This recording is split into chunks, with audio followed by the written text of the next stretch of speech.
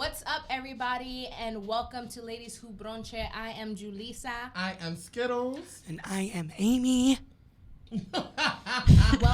Welcome to what is our first official tissue episode of Ladies Who Bronche. So this podcast is going to be all things hood, Latina, real, authentic, woke, unapologetically black, unapologetically Latino, unapologetically pussy. And dick. And dick. But we like dick.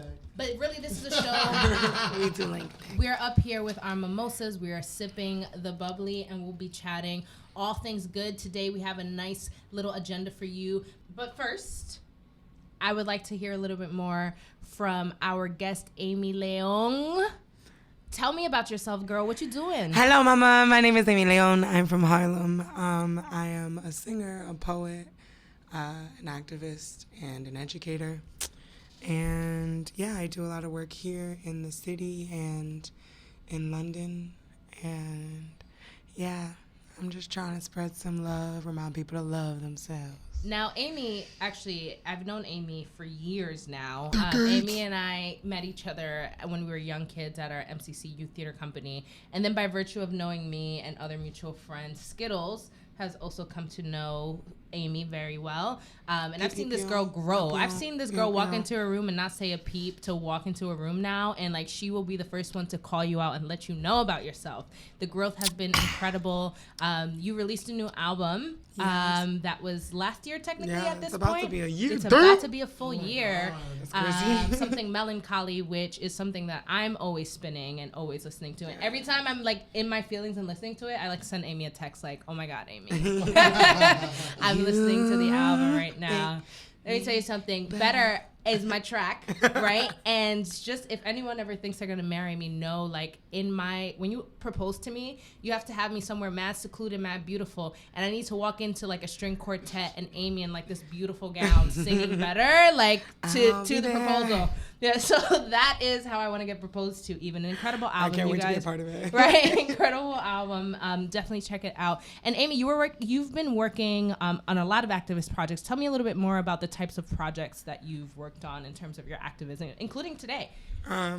Well, today I went to the March for Racial Justice and listened to Agunda Keo and Linda Sarsour and Carmen and a lot of beautiful people speak about how we need to come together as separate quotes minorities. I always say quotes minorities because like we're the majority. I do a lot of work with young people, and my work naturally as an artist is very political, talking about the lives of Black women and our experiences of mourning and loss and ancestral inheritance. And yeah, so I do a lot of work with Amnesty International and working with diversity initiatives and reinvigorating visibility in children's literature. And I have a few children's books coming out soon.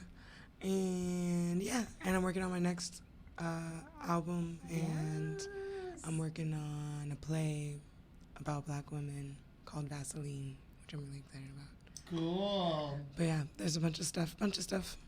All right, so Amy, why don't you go ahead and tell us what your favorite brunch plate is? Huevos rancheros.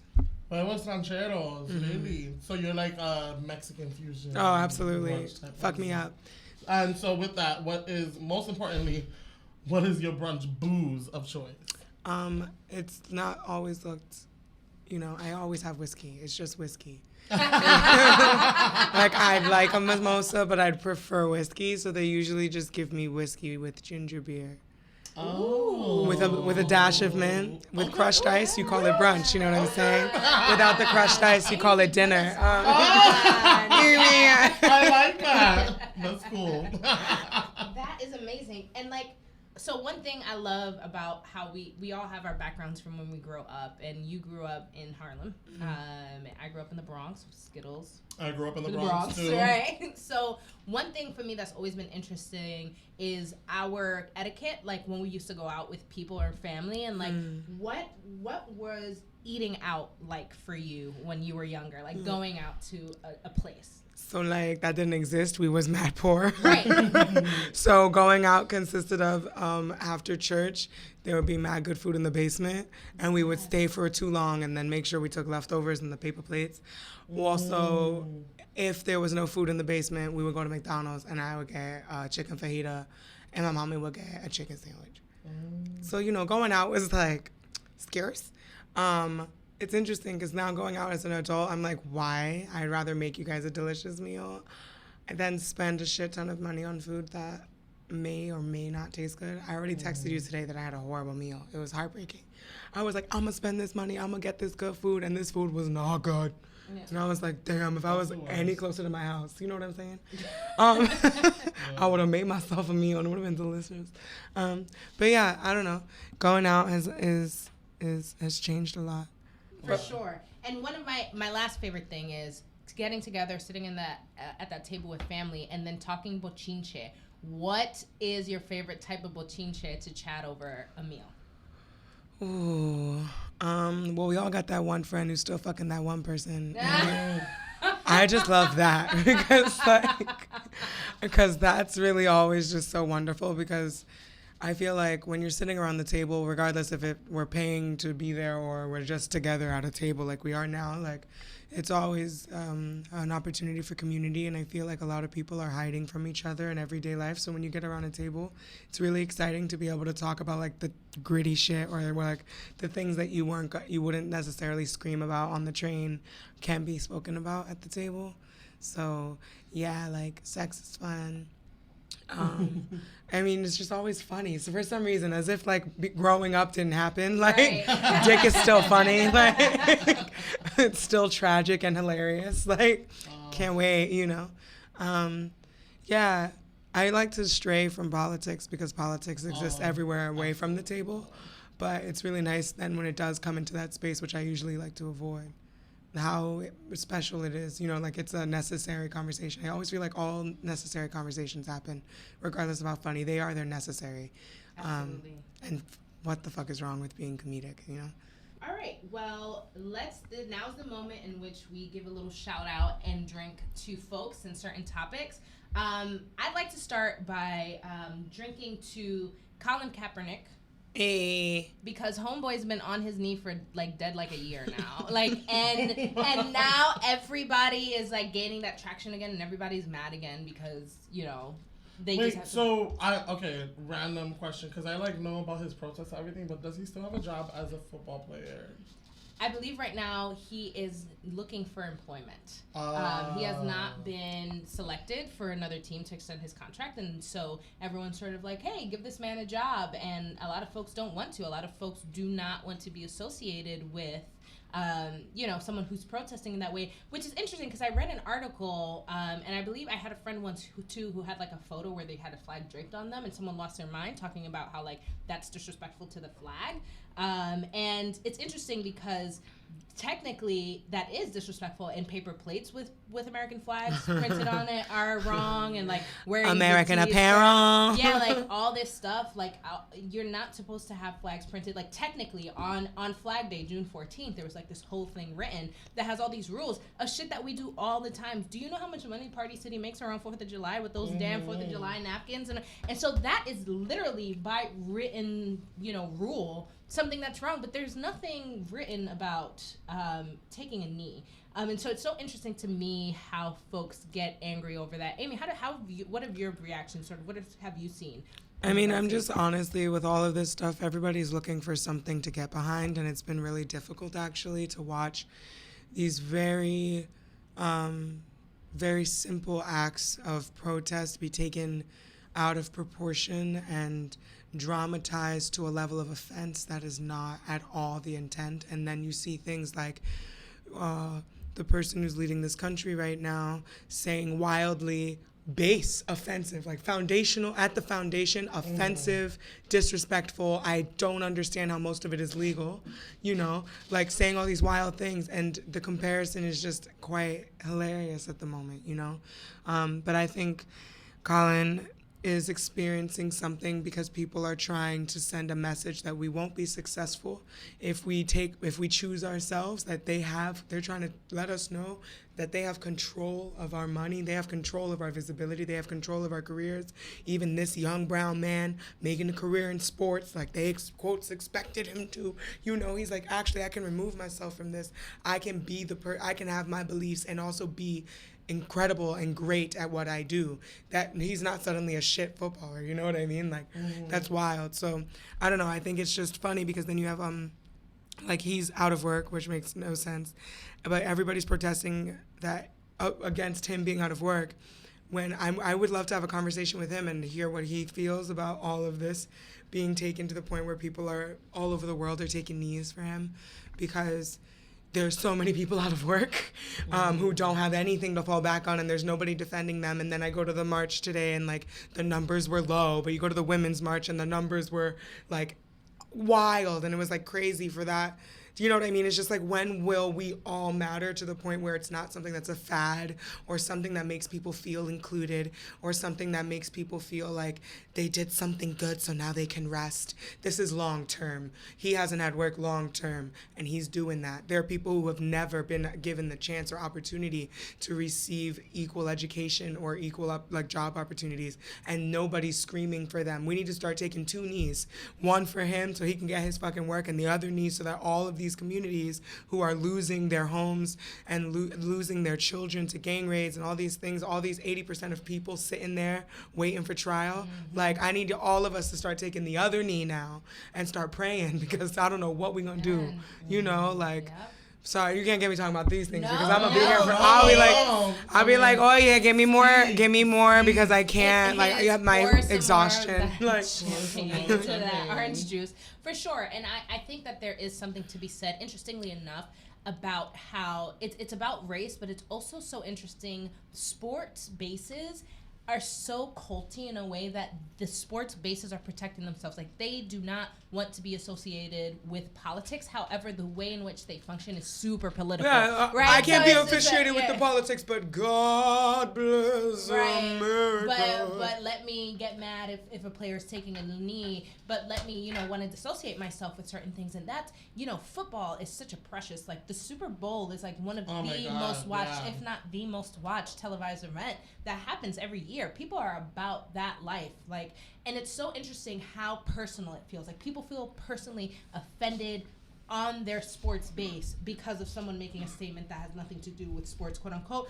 though it has everything to do with sports. It has everything to do with, I remember, when you had this guy dabbing on the field, I can't remember his name.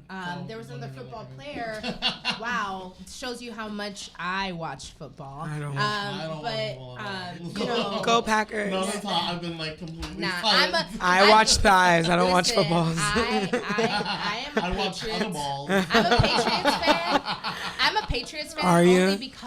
Only because I was once watching the Letterman show, and someone on there kicked a field goal from one building to another. And at the time, the movie The Patriot was out, and I used to love that movie. Let me tell you something about my unwoke ass and how I used to love American history, like hardcore, right? So I was like, oh, Patriots, he's on TV kicking field goals. I guess this will be my team. And then it turns out I picked an amazing team, but also an awful team because Tom Brady, Trump supporter, the owner is a Trump supporter.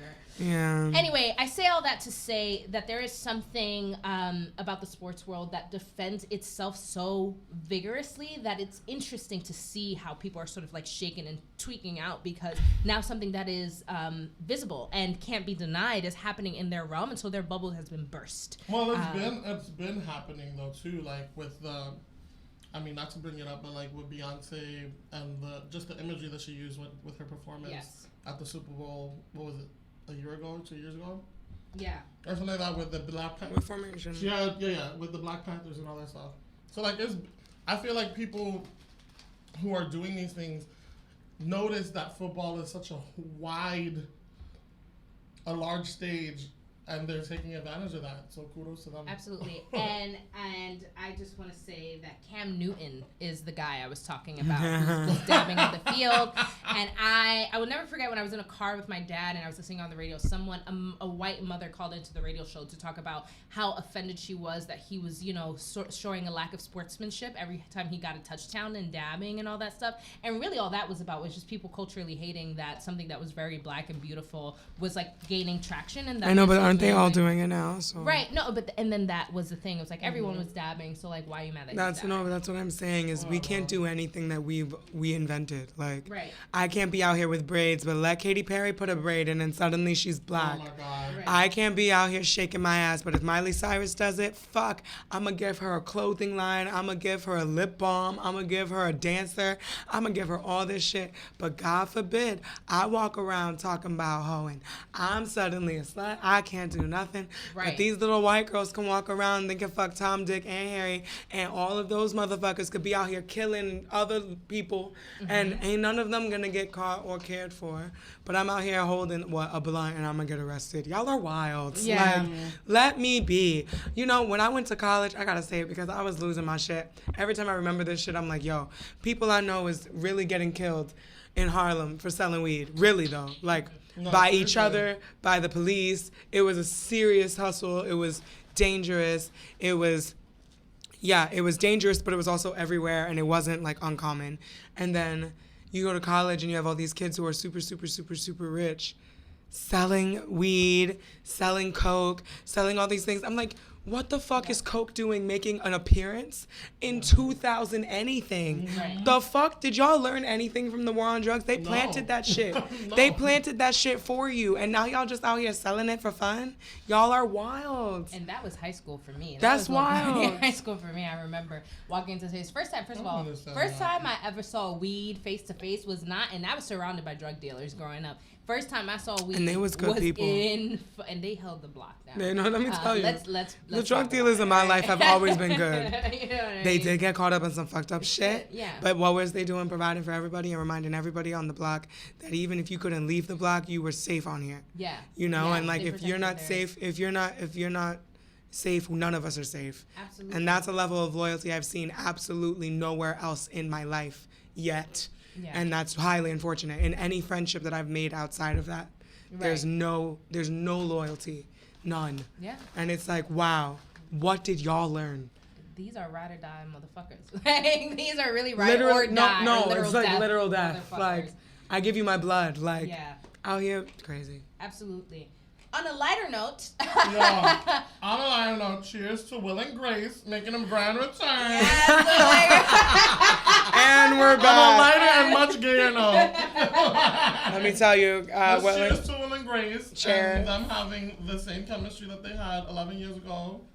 Their first episode aired this week, and it was as political as they can get. They literally went to the White House, and Grace was redecorating the Oval Office. Really? I haven't seen it yet. I was at work. Oh, well, so spoiler. Yeah, spoiler alert. Pew, pew. I won't say anything else, but there's like really funny jokes. They just trash Trump the entire time, and I feel like that's just an American good feeling that you can have. Trash. We all hate one person, and it's fun to hate on one person. Yeah. The issue, though, when you realize that you're hating on one person is that we're still more lifting them. Lifting them. Haters are like, they get the best ratings. Like, yeah. And there's so many people to hate on aside from him that it's difficult when the conversation's always directed at him, and then it's like, yeah, that's great. Let's use our energy for that, but now let's use our energy to talk about where areas in our life we can make adjustments to make things better. But nobody wants to talk about that. It's easier just to talk about the person you hate. Other note, cheers to, and I know me and Juan don't agree to this. I don't know, Amy, if you ever watched Sex and the City. So, listen, Kim Cattrall is not with it to do another movie. Yeah. And I'm okay with that. I feel like Sex and the City had its time. It really had its time. We really got to let a new artist shine. Yeah. I think it's time to let it go. And, like, we have Issa out here talking about broken pussy. Like, I'm okay with that. Like, we do not need more Sex in the City. Let Sarah Jessica Parker, she has her other show on, I think it's Showtime. She has her other show, or is it HBO? HBO, I was going to say Divorced, right, HBO. She can keep shining over there. Right, she could keep shining over there. Like, other people have other shit going on. I don't need it. Also, like, maybe there are older white women who feel like they'll identify with it really well, but I'm not interested in seeing more shit for older white women. I'm more interested. They have a backlog that they can revisit on Hulu. It was available much longer than any other. They got all the way. They got from young shit all the way to Golden Girls. Those bitches got representation. Let me tell you, everywhere. Wait, can I just make an announcement? Family Matters It's on Hulu. Hulu. The entire series. I need to drink a whole bottle of shit. I've been praying for this day for so long. Yo, we ain't lose anybody. Okay. So talking about praying for this day, Queen Latifah actually came out and said that a reboot of Living Single is in the works. Ooh. I know, and they need to call me because she's clearly my auntie. Right. Hello, do I not look like Queen? Like. But Juan, what was your disappointment? Because I did see your little disappointment on Facebook. I think I'm your disappointment. I'm just always down for another Sex and the City because they've been talking about it for so many years, and I knew that it was like to the point where like there was a script and like they were actually going to film it. But like the second movie was whack. The first movie was good. Like you were hoping for a third wonder, yeah. Third one, just like what it is whatever. that Juan is from the block and he loyal, so he's loyal. I got loyalty inside my DNA. He real loyal, so he was loyal to the franchise. I respect that. I mean, that's how we all have been with a lot of these artists. Absolutely. Got to stay loyal because Yeah. hope we make it to the next one. Absolutely. Lin-Manuel called the shit out of Donald Trump for coming for the mayor, or excuse me, the mayor of Puerto Rico. And first of all, this woman, like, there are photos of this woman, like, walking through floodwaters up to her waist, like, handing things out to citizens. And, like not in a boat, not in a canoe. Right. She's, like, in the water. And one can argue, yes, that things are photo ops and that people take advantage. But this woman has been on TV crying for, like, the past week, like, every time. Like, she is distraught. I mean, aside from the fact that, you know, like, anyone can say what they want about her, the way in which she handles her politics, her home was also destroyed. This is a woman from Puerto Rico who is literally, you know, with no control of her own, has watched her entire island fall apart. So for Trump to talk about, like, oh, where's the money we gave you, and, like, to try to make comments is stupid. So Lin-Manuel basically told him that he was going to go to hell. Like, literally said that he was going to go to hell. And so I just want to, that's important to me because I love Lin-Manuel, but I haven't watched Hamilton. I'm not down with that whole Hamilton squad. But it's so, I always have such a fear with Lin-Manuel that, you know, people who are, like, obsessed with Broadway and stuff sort of take him and make him very cookie cutter. Yeah. You know what I mean? And so then the punch that he can pack as a Latino man sort of gets lessened because people think it's like, oh, it's Lin, and so they reduce him to that, and so anytime he gets mad or something, it's like cute, and he's really out here, and I was really proud to see that, and it makes me wonder how many more people will come up. I mean, Mark Anthony basically, like, you know, told him to shut the fuck up as well. And, like, I need that real energy coming from these real people up top. I need these celebrities to just keep it real and make harsh statements. Like, fuck your reputation. The people who are behind you want you to say these things for them. You're not going to lose your fans. You're not going to lose your money. Just fuck it endorsement.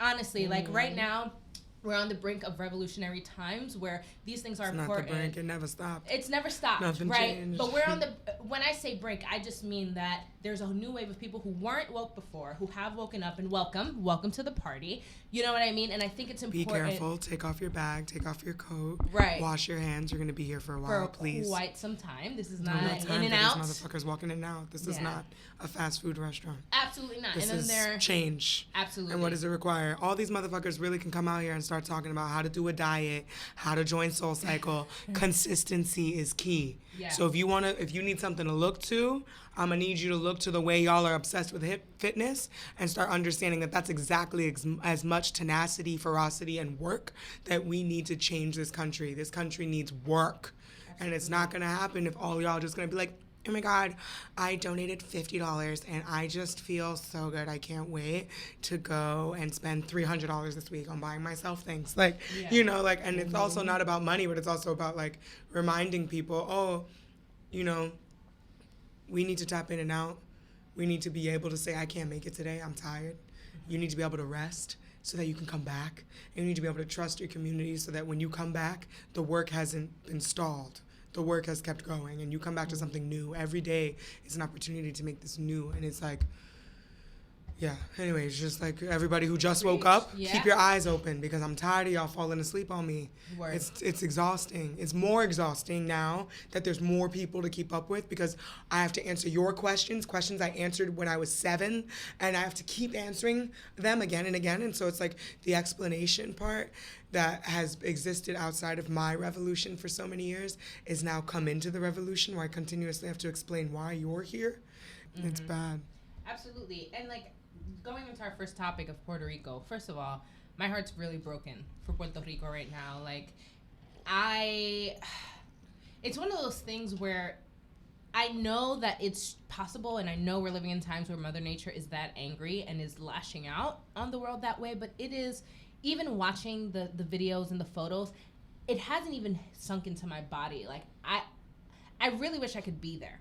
I really wish I could see it because I have the fervor and I have the energy, and I'm angry. I'm angry that we're not doing enough. I'm angry that there's so many blocks and roadblocks to getting us to give help.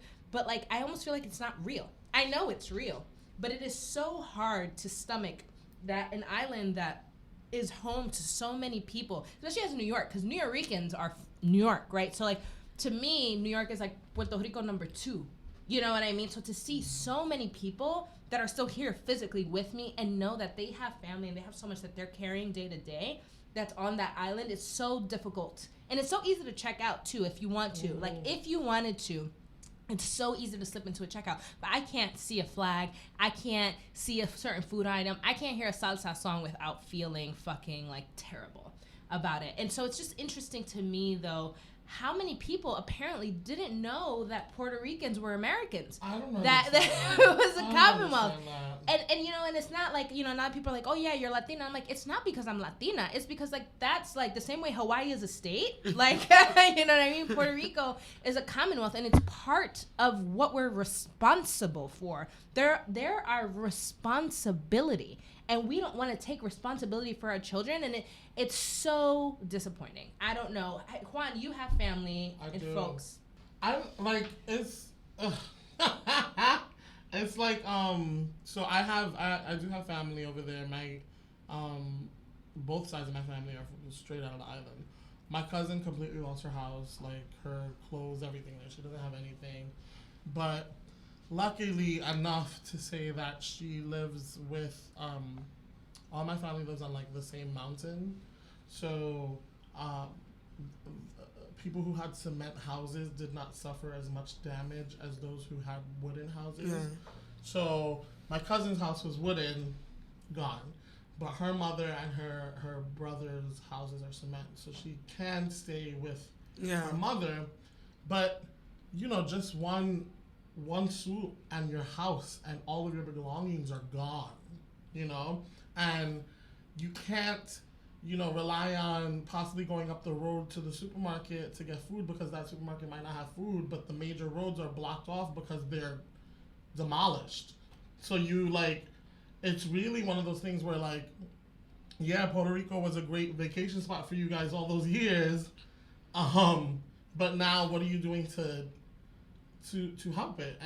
And what is the government doing to help it, you know? Like, yeah, it's crazy. Responsibility is not being taken.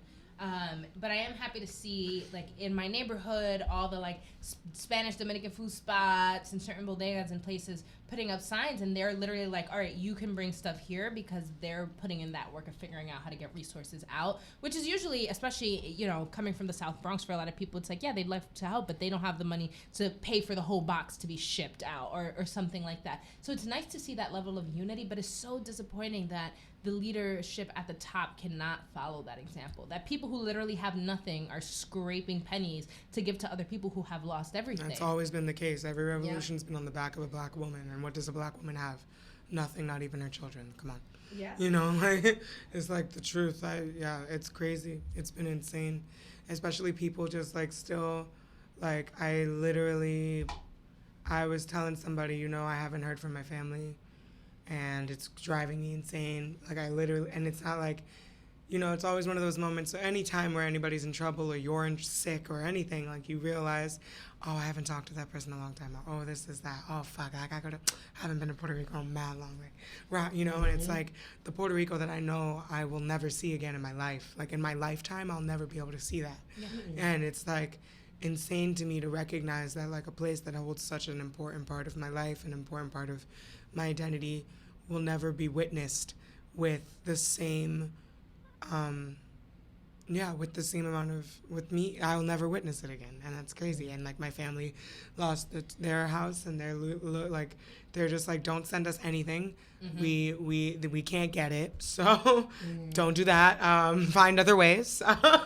It's also like one of those things where then you have these stories coming out where it's like these theories where it says that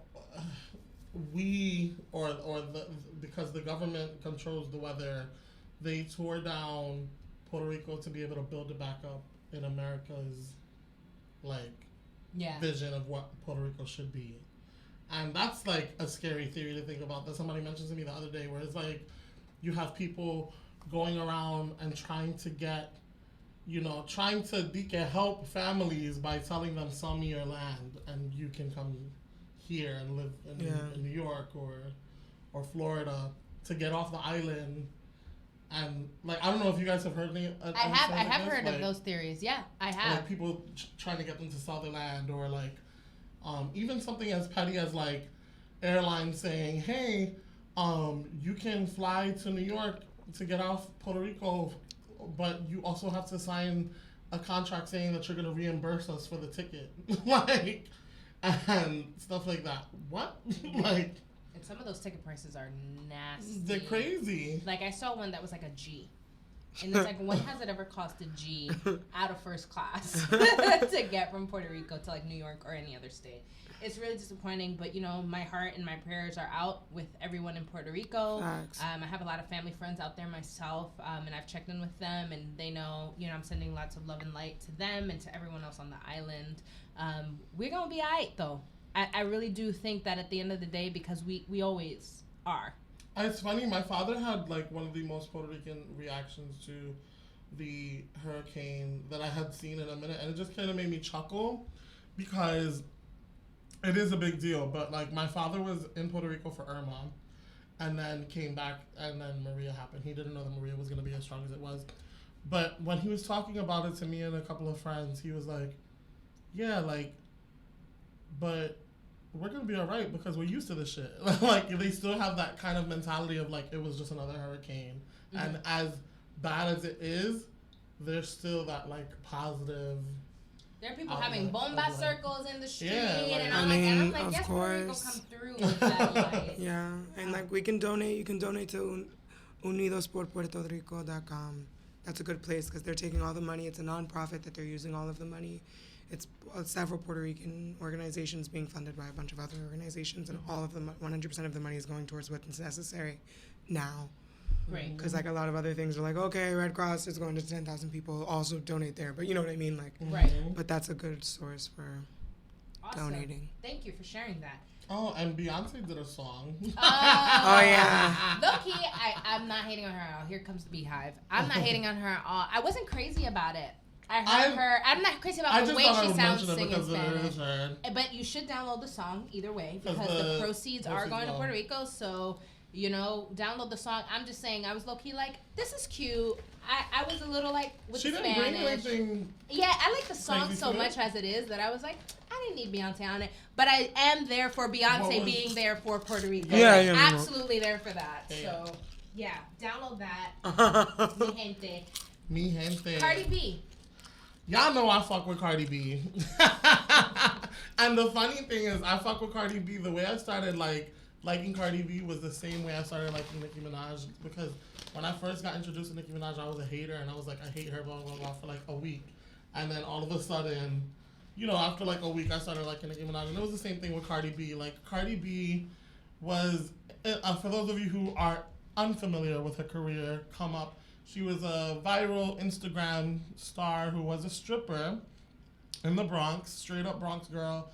Got one of those contracts from Mona Scott to be on Love and Hip Hop, and started a rap career on TV in front of however many thousand people watched that show.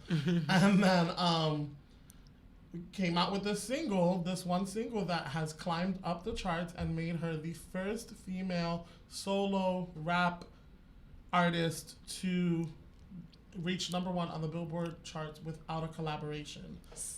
So, congratulations to you, Cardi. Absolutely. Got it, Cardi. Congrats. And also, I always hate on Cardi because I feel like Cardi is the biological version of what I want Cesar to be. Like, she just like came through and swooped in, but whatever.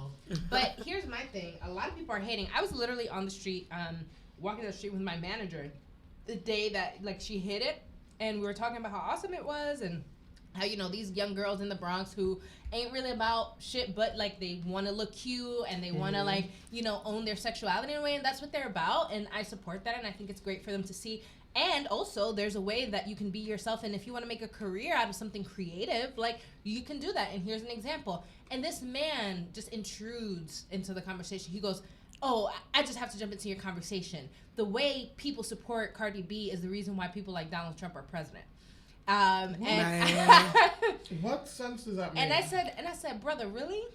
And he was like, yeah, because think about it. She has no talent. There's nothing about her except for the fact that people just like her, and people think it's cool to like her, so they like her because they think it's cool to like her, and that's it. While I can agree that that might have happened for Trump supporters, first of all, Cardi B is not a white rich man in America. You're not about to put her on the same fucking level as... Leave her money alone. Let her be. Also, like, she really is just hustling out here. Like, leave her and her money alone. And people are like, oh, because, you know, during Love and Hip Hop, people are like, you know, she's not the greatest example of, like, how young girls should behave and blah, blah, blah. And I'm like... Why are you telling me how a young girl should behave? Stop cheating on your people. Bye. Exactly. Like, I was like, a lot of things aren't the way they should behave, or... And we don't call those people out. To me, you're just really talking to me about talking to me about Cardi B when we really have this president. Like, you're bugging. Right. I need you to rewind your priorities. You're just mad because she made a clap and made her way up. Like, you know what I mean? Like, let her rock. There's an interesting link. So, Cardi B is the first female solo hip hop rap artist to reach #1 in 19 years since Lauryn Hill's That Thing. And there's an interesting link because it's like, in That Thing, Lauryn Hill was criticizing and coming for the exact type of woman that Cardi B is. And it's so interesting that the next person to break that record is someone who was being criticized in the song that broke the record. And but it's important. You know why? Because if Cardi does want to keep up her career, let's say, and if Cardi wants to keep winning out here, there's going to be ways in which she will have to learn and mature in a way as she moves up the ladder as a businesswoman, like specifically as a businesswoman. And I'm so excited for that. I don't know. These people out here really making bad choices and keeping their money too. No, but I just mean like Nicki Minaj looks wild out here all the time. And no, and I don't mean image wise. I don't mean like, oh, she has to like, you know, dress a certain way or speak a certain way. I just mean that she will see, just naturally, in any field that you're in, the higher you move, the bigger your frame of reference of how the thing works begins to open up. So conversations that she wouldn't be included in, let's say before, now she's included in, right? And so she's seeing her world is just only going to get bigger. So what I'm saying is, I'm excited to watch her grow. Should she choose to grow, should that be her trajectory? Because people say like, and I love my girl so much, but like people say this about Azealia all the time, right? People say like she got up into certain circles, right, and then just mishandled it, and has cheated herself out of an opportunity to be a stronger artist. I will keep my opinions about that for a different day. But, you know, I think that is important to know, is that a lot of people are already not rooting for her without having given her the chance to really explore the space that she has now broken into. Let her explore that space, and let's see what she does before you break her down and talk about she's like Trump. She's like a Trump. Man, get out my... I also think that there's like a level of like protectiveness that people who come from her hood are feeling. Right. Where like she's this girl from around the way who has like really made it big. You know that there's a bunch of rich white old men just trying to get their hands on that and make their money from it. I really hope that someone's looking out for her, reading those contracts. Like, I hope she like gets the best lawyer in fucking the music industry and really kind of like handles it the right way. Because right now it's one single. Yes, you broke a history record, but it's one single. Where is she gonna go from here? Right. Like, and even if she's a motherfucking one-hit wonder, let it rock. I love this song. It's a great song. Look at Lumi D. I'm here for it. Yeah. Lumi D is still in my shuffle. Oh my god. She didn't make it number one, but she was number one for me for a long time. Absolutely. Shout out to Lumi D. Shout out to Lumi D. She's actually best friends with Local Ninja. Right, you who mentioned did Pretty that. Gays with me. Yeah. Amazing. That's what's up. I need to meet Lumi D. All right, now we are gonna go talk about my favorite topic. Dick. Yes. So this for the pussy. It started with the For the Pussy challenge, where for the P for the D challenge. Like that's what they've been putting it on Instagram and stuff. Whatever it's called. I know that I'm loving it. And I wanted to have us, go and talk about what would we do for that D. And I want to preface this by saying, because I see a lot of people coming out with like empowering videos, like you don't have to do anything for the D. What you should be doing is reading books and blah, blah, blah, blah, blah. Bitch, I went to college, got my degree, got a good ass job. I'm out here doing this podcast, and I still will do some shit for some dick, because that's what the fuck I want to do. Fucking is important. It's fundamental to my everyday. I shower, I shit, I sleep, I sex. So let's hear what we have. So I got this beat ready. So we gonna do this dick challenge right now. Dick or pussy, whatever your preference is. And we about to do this challenge real quick. I'm gonna Drake it. I got my phone. I'm not even gonna front on y'all motherfuckers over here who can't see what's going on. I'm gonna keep it real, and I'm gonna Drake it, and I am so okay with that. Yes. But we're gonna lead with Skittles. Cesa's about to come to the mic. Cesa's about to come to the mic. I'm gonna drop this beat. And we just gonna do this. All right, there we go. I learned to cook for that dick. I write a book for that dick. I'm serving looks for that dick. I'm feeling shook for that dick. Hey, I learned to shoot for that dick. B.I.G. give me the loot for that dick. Hey, blow my horn soup for that dick. Hey, girls trip grapefruit for that dick. Hey, no new friends for that dick. Hey. Throw these bomb bitches a bone for that dick. Hey, take a loan for that dick. Hey, no Androids, iPhone for that dick. Hey, 12 million views for that dick. Girls screaming federal life for that dick. Hey, only home runs, no strikes for that dick. Hey, and I'm done. Hey. All right, here we go. All right, y'all. I don't have a future in the rap game. Cardi's got me beat. Don't worry what I do for the dick. You do you and I'ma do me for my dick. All you haters make me sick. Not less classy cause when he stick it in, it just slips. Do what I want for the dick. It's not about him, I like fucking on the dick. I lie for that dick. Just to turn around and lie for that dick. Call out of work for that dick. If I skip the gym, just twerk on that dick. Back it up on the dick. Ride it like a bull, yee-haw for that dick. I pays respect for the dick. Suck and swallow, get blessed for this dick. I wear pearls for this dick. Let him bust whatever, rock his world for the dick. I'll be a lady for the dick. Pray the Lord forgive me, born again for the dick. I stay woke for the dick. Open nice and wide, never choke for the dick. I travel far for the dick. Jump a turnstile, act wild for the dick. Smack a TSA for the dick. Cause you know I'd walk 1,000 miles for that dick. Don't gotta be slick for the dick. If I want it, then I grab it, lock and load for the dick. Disappoint my mama for the dick. Mira coña, mira muchacha coño. Dodge a chancleta for that bitch. Dodge a chancleta for that dick. But homie, recognize this. I ain't doing nothing if you plan on coming quick. She said, A little fucked up freestyle. my God. All right. Tell me from the top. I'm a freestyle. Amy's freestyling, so fuck me and Juan with our little phone. Shout out to DJ Jabril. Writer's credit. Juan got ghostwriters. They ain't ghosts.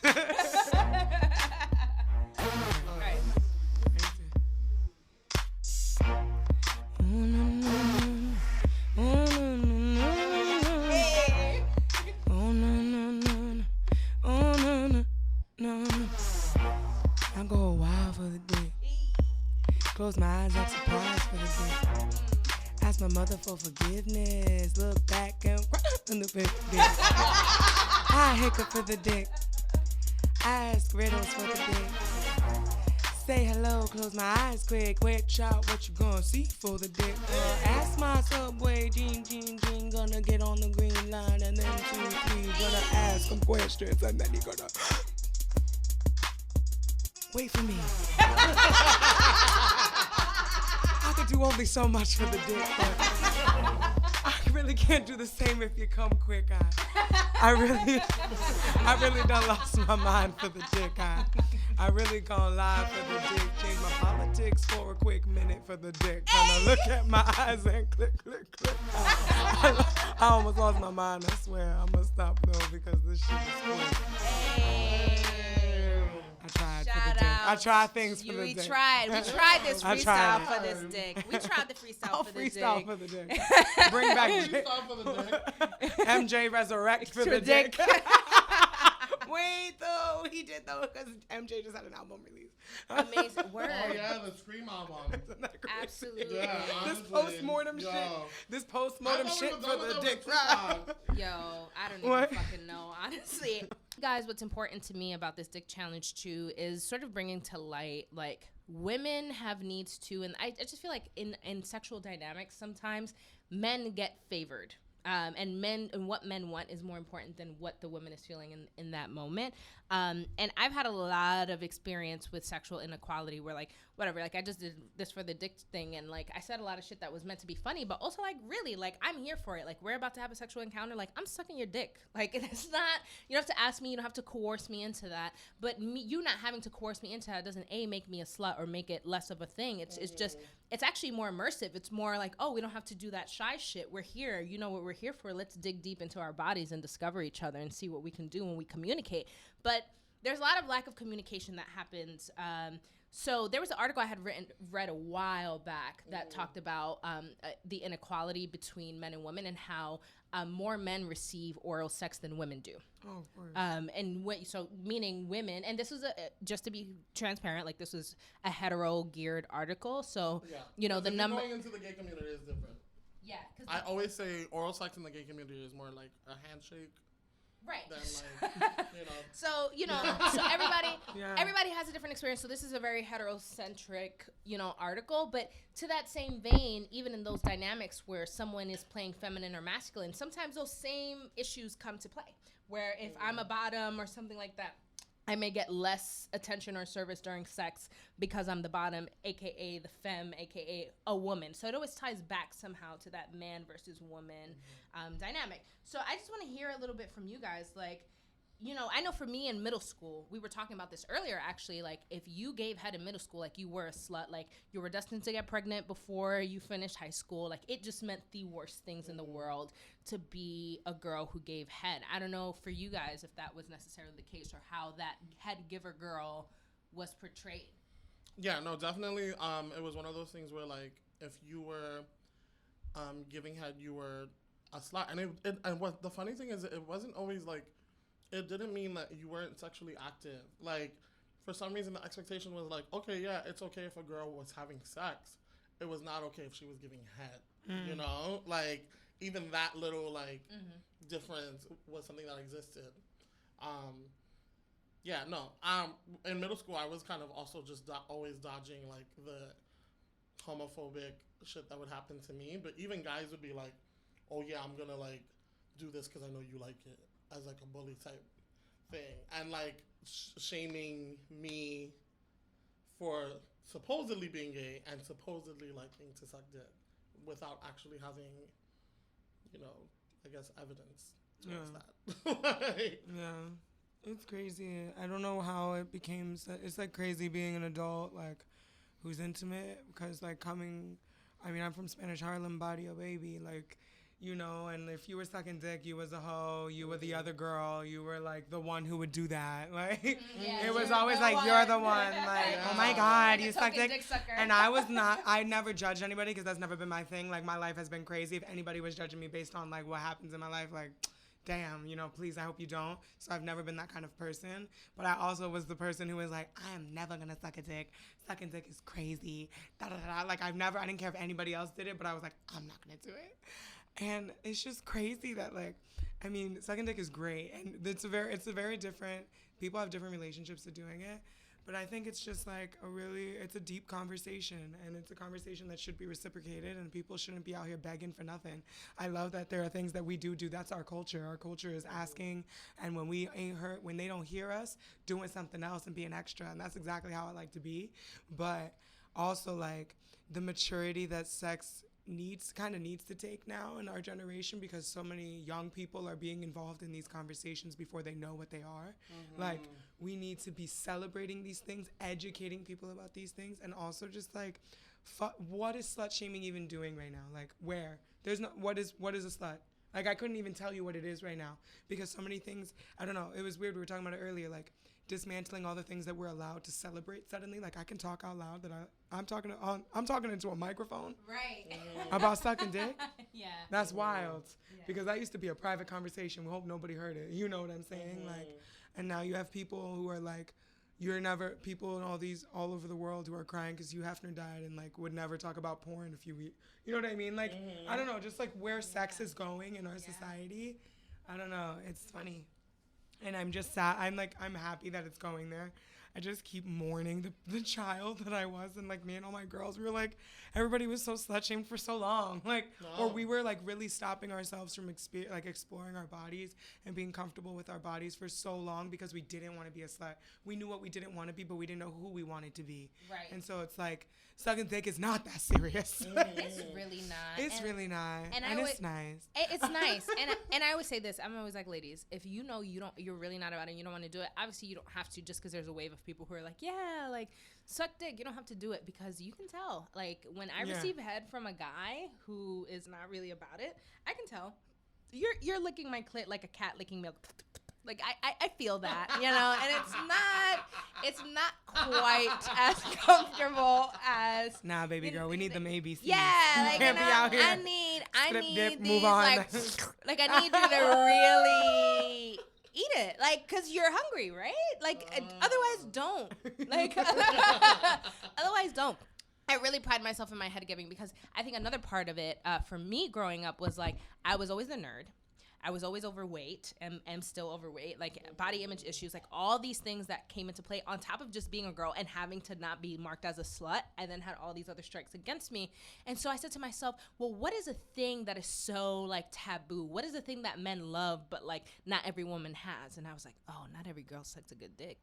Right? So then for me, it was so important to be good at it. And it's interesting because I'm not happy that that's how my relationship with sucking dick came to fruition, that I felt like I needed it in order to be a weapon in the sexual world and desired in the sexual world. But now that I've sort of made it my own, and like I get an enjoyment, like there's something that happens to me when I suck dick that I am enjoying, independent of sort of his reaction and what he's doing. Obviously, if he's enjoying it, having a great time, that's helpful. But like, nice. Yeah, and it's nice. Like, it's nice, like when you start and like it's like hard, but then like when you really start struggling a certain way, and then he really gets hard because he's like, whoa, and then it's like a fucking like hard like log, and I'm like even if I tried to bend this dick a little, it wouldn't, because it's just so straight and hard. I love that moment. Like, you know what I mean? It's very empowering. It is very empowering. And I feel like if you're not going to come to my pussy with that same energy, like that same empowerment of, like, can't be giving you good, like, no. then don't, like, you know, and I get mad because I need to learn. I am in a learning process in my life where if someone is not willing to give me the same head that I'm giving them, I need to start saying no. And I need to not give head. But it's so hard for me because I like it so much. Yeah. This brings me to mind. Are you guys all up to date on Insecure? Yes. Not really, but you didn't watch season 2? Go ahead. All right. Well, that episode was a little strange. Issa Rae kind of tackles this this topic in an episode this season where They go to a sex party and they have this huge conversation amongst the 4 girlfriends about sucking dick. And you have, I think you have, Kelly's the big one, right? Who's the blonde-haired one? Amanda Seales. Amanda Seales. So you have Amanda Seales, who's like playing the character of the I like sucking dick. The closer you get to the dick, the better the sex will be because he's gonna want to favor you that way. Then you have Issa, who's like, my teeth are too big. Like, I don't really know what to do with it, so I don't really like it. It's too personal. And then like Kelly and Molly are kind of like on the in between of like straddling the fence of like liking it and then like not liking it. And it brings out like this conversation that I've had with my close friend along a lot of times, where she sees it as much more of like a personal thing. Like, you're putting your mouth on like a penis, like, and so she sees it as so much more of a personal thing. She'll do it, but like she's definitely on that wave of like, if you're not eating this, I'm not putting that in my mouth. You know what I mean? Like, exactly. I feel like almost like it requires more attention. I feel like than even sex, really. Like, you know what I mean? Like, my face is with your genitalia. It's an intimate time. Let's talk about it. But I also think it's like, it better not be musty. All right, musty balls. Or like if your pubic hair smells like your armpit, you need to take a shower. Yeah. Here's what's interesting to me about that intimacy of the dick is that for me, I don't know. My mom was a babysitter for me growing up. She still is a babysitter. So like, you know, babies having a lot of shit and like there's a lot of gross stuff with dealing with babies that you see. So I'm so numb and null to gross shit when it comes not musty balls though. That is one fucking one thing that I can't get past. But like for me, the idea that my face is in front of a penis didn't shake me. Just like doctors with blood, that it's sort of like there's gushing blood everywhere, but I'm not gonna faint here. Like, there is a certain like immunity I have to dick and dick things that I'm fine. Like, so to me, it doesn't feel super intimate. It's what's interesting. Like, to me, sucking dick, and I get it and I agree with it, but genuine, like, if I had to be honest with myself, when I'm in front of a dick, even if it were a foreign dick, I don't have foreign dicks in my face often, but if I did, you know, in moments where I've gone on Tinder dates and we finally get to that point where maybe it's just date 2 or 3 and we're finally like, we're just fucking because that's what we was on Tinder for in the first place. Like, you know what I mean? Like, the fact that it even lasts 3 dates, like, for gay guys, it's like Grindr. Like, if I'm on Grindr and I tell you like to come over or whatever, like, you know what's going on. Yeah. Well before. So kudos to lasting 3 dates. Right. if it lasts 3 days. Let's be clear. I'm trying to give myself a healthy window here. I've never fucked on the first date yet, but I'm not opposed to it. I just haven't. Anyway, but my point is, you know, that moment for me, it's not like I could give it more weight, and I just don't. Like, it really, for me, is just a part of who I am and what I bring on the table. It's part of the sexual package. So, like, it's part of the all-inclusive. Included in this, if we're having sexual things, because in a way, I almost expect it back. In a way, but I almost happen? And it doesn't always happen, which is where the inequality comes in, and where Julissa is trying to train herself to be like, oh, you're not going to eat this. We just got to say what we want to say. Yeah. Like, I don't know how, but I've been really lucky to be with people who are like, so can we keep going? I'm like, absolutely. And it was like weird because like consent always feels like such a weird thing, or like something that or feels like you can't continue, you can't have a conversation because everything's in the throes and like bodies are everywhere, limbs are everywhere. There's so much to talk about and nothing to say. But like, I have nothing to say to you. Like, let's get this going. But also just like I think it's like about respect and like allowing yourself to continue to do whatever you feel, however you feel respected in the moment. Like, who I am changes daily. If this might be great for me today, it might be shits for me tomorrow. But sucking dick is great. If I don't want to suck your dick, I'm not. And I think you brought up a major point of like being able to take that time in the moment and kind of like say no. If it doesn't mean that the whole thing has to end. Like, you know, I had a guy that, you know, I gave him how to suck his dick, but I was not about to suck on his toes. So I was just like, no, thank you. But it kept going. Like, you know. I didn't expect the story to go there. You know, we were like, oh no. Wait, that's different. I thought you were going to say, but I didn't want to fuck him, so I wasn't going to bend over. You said I was oh. about to suck his toes. Me either. No, I didn't want to suck his toes. I don't, like, not into feet play. Sorry. No, don't be. I'm not sorry. I don't put feet in. That's it. I was And I have nothing against anybody who does, but like I just won't, and that's fine. Fucking this guy for a while who was really into sucking my toes when he it made him hard. In your mouth? Yeah. No, in his mouth. I didn't have it in my mouth. No, but you were like. Let me tell you something. There is something about that tongue on my toes when I'm about to come. That shit works. If y'all out there curious, I think you should try it. I just don't want toes in my mouth. All right, but to me it's like, wash your feet, do it after a shower. Like, you got to be smart about how you doing it, because ain't nobody want no there's fucking... people out here with their dirty feet on their bed. I don't got time for that. But if you are in a hygienic situation, I encourage, letting someone suck on your toes. I've not sucked toes myself, but I feel like low-key, if it made his dick super hard and enhanced my experience, I might give it a little lick. As long as you can. I might, not necessarily. No, if you don't go down on me, ain't nothing going down. You can't. I'm not sleeping with you if you don't go down on me. Nothing's happening. Nothing. What? Like, girl, it makes life a hell of a lot easier. I know what I want. Yeah. I know what I want in the room. Absolutely. I don't know what I could want. So that is about exploring. But I explore. know what I do want, and if I don't get what I want, I'm not gonna explore either. We got a lot of episodes, so y'all gonna learn some shit about what I've explored. I've explored some shit. So thank you, Amy León, for being with us today. Skittles. Yes. Always a pleasure. And guys, tune in for the next one. This was our first one. We were feeling it out. But come back. Listen, we're going to have some real shit for you guys. Any last minute shout outs? Any up and coming events that we have going on? Shit people should know. Where can we find you, Amy? AmyLeón.com. Amy León Music on Instagram. Please follow my Instagram. Girls trying to get sponsorships out here.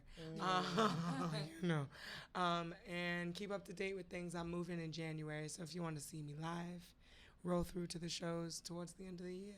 Amen. Skittles, you got? Since I got anything going up, you don't got? Just as always check back to Skittles Music TV. There should be videos coming out every week. I say should because sometimes work gets crazy. And then shows next year, not. That's right.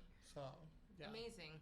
And I'm still here, still black, still Dominican as fuck. And yeah, thanks for tuning in. We'll catch you next week.